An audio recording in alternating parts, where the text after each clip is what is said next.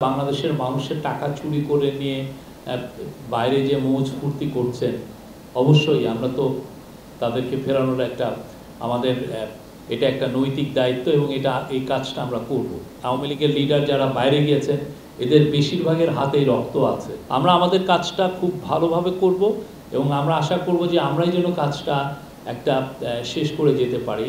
আর যদি আমরা এটা আমাদের সময়ে না করতে পারি, আমাদের নেক্সট জেনারেশন, আমাদের যারা নেক্সট গভর্নমেন্ট আসছে তারাও এই কাজটাই করবেন, কেননা এরা বাংলাদেশের মানুষের টাকা চুরি করে নিয়ে বাইরে যে মৌজ ফুর্তি করছেন, অবশ্যই আমরা তো তাদেরকে ফেরানোর আমাদের এটা একটা নৈতিক দায়িত্ব এবং এই কাজটা আমরা করব। এদের বেশিরভাগ এই যে যারা আওয়ামী লীগের লিডার যারা বাইরে গিয়েছেন এদের বেশিরভাগের হাতেই রক্ত আছে। সঠিক প্যাড আর সঠিক তথ্য দিয়ে কেশু সামলে নিব এক হয়ে মোনালিসা স্যানিটারি ন্যাপকিন।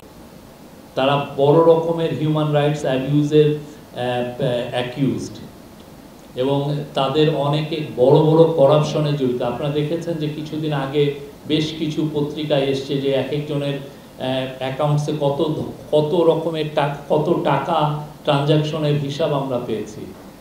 আপনার অ্যাকাউন্টসে তো 1 কোটি টাকার ট্রানজ্যাকশনও দেখা যায় না, অথচ এক একজনের 800, 900, 1200 কোটি টাকার ট্রানজ্যাকশন।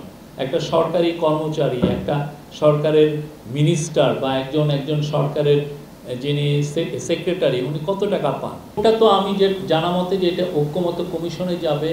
ঐক্যমত্য কমিশন এই রিপোর্টটাকে নিয়ে ভবিষ্যতে পলিটিক্যাল পার্টিগুলোর সাথেই কথা বলবেন।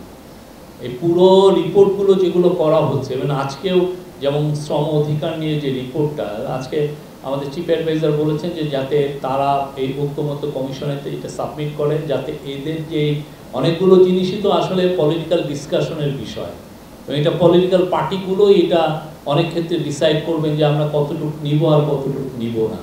তো এই জন্য এই পুরো রিপোর্টগুলো আসলে ঐক্যমত্য কমিশনে যাবে এবং ঐক্যমত্য কমিশনই পরবর্তী দিক নির্দেশনা ঠিক করবেন কিভাবে এই রিপোর্টগুলো তারা পলিটিক্যাল পার্টিগুলোর সাথে কথা বলবে। আমি বলছি না, আমরা কাতারে অবশ্যই আমরা অনেকগুলো বিষয় আলাপ আলোচনা হবে। মূলত প্রফেসর ইউনূস এখানে যাচ্ছেন, আমাদের চিফ অ্যাডভাইজার ওখানে যাচ্ছেন আর্থানা সামিটে জয়েন করার জন্য। তার অন দ্য সাইডলাইন অনেকগুলো মিটিং হবে। এই মিটিংগুলো আসলে সত্যি হতে কাতারের সাথে যেটা আমাদের পারস্পরিক যে সম্পর্কটা, এটা আরও নতুন উচ্চতায় নেওয়ার জন্য। আপনি জানেন কাতার খুব ছোট দেশ হলেও মিডল ইস্টে তার অসম্ভব একটা ইনফ্লুয়েন্স, এবং কাতার গ্যাসের ক্ষেত্রে ওরা ওয়ার্ল্ডের পাওয়ার হাউস।